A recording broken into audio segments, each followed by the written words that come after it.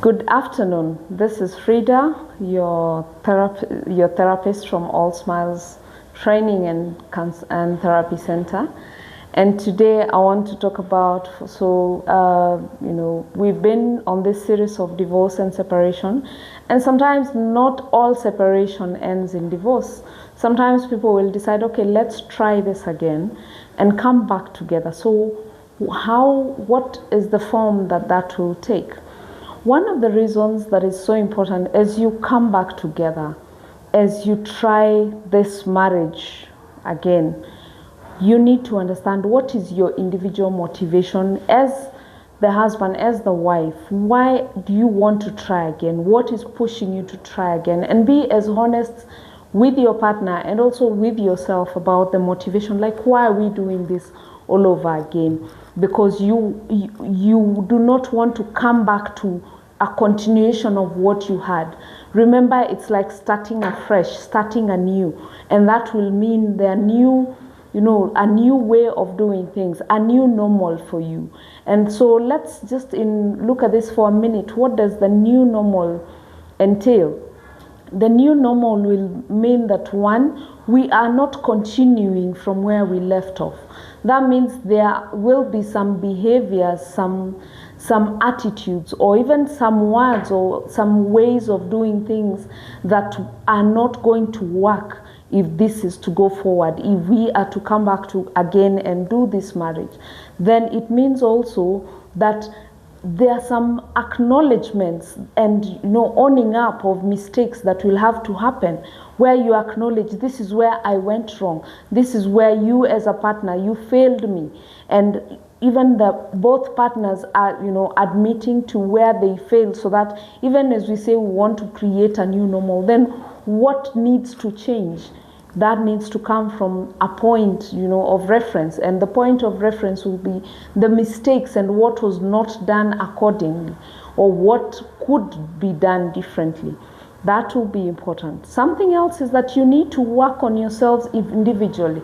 Remember, this time that you were apart was a time you were almost like rediscovering yourself. That does not need to stop, or that is even not supposed to stop now that you're coming back to marriage, that you're trying marriage again. Then you need to, by the time you're committing, know yourself. Who is this new person who is walking into this marriage, who's saying, I want to try again? What are you all about as you come back? Because you cannot be the same person that left the marriage. And that's why we're saying we need to start afresh. And as we start afresh, some basics, this is literally almost like a whole new relationship with new dynamics. The children might still be there, the same, maybe there were careers before, they're still there, but remember the people you were and the way you used to do things before you separated did not work. Or even so, there are some people who actually divorce and remarry the same partner all over again.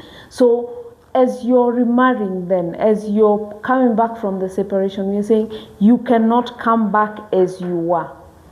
You need to review and readjust and revise on those aspects that made you not work in the first place. So as we review that and as we get into this new relationship, just like any other new relationship in life, or new courting, you need to court your partner. That means more dates. That means intentionality when it comes to knowing your partner, as well as also knowing yourself. Redefining communication in terms of, how do we communicate better? How do I feel heard? How does my partner feel heard? And how do I want my partner to feel in this relationship? Also, something else is that as much as you will redefine that, you also need to date your partner more, affirm them more, let them be seen and feel heard. We were able to identify what are some of the things that lead to divorce, what are some of the things that lead to marriage as well as lead to the divorce itself. So be cognizant and also share freely, communicate freely about what are the things you'd like for your marriage this time around.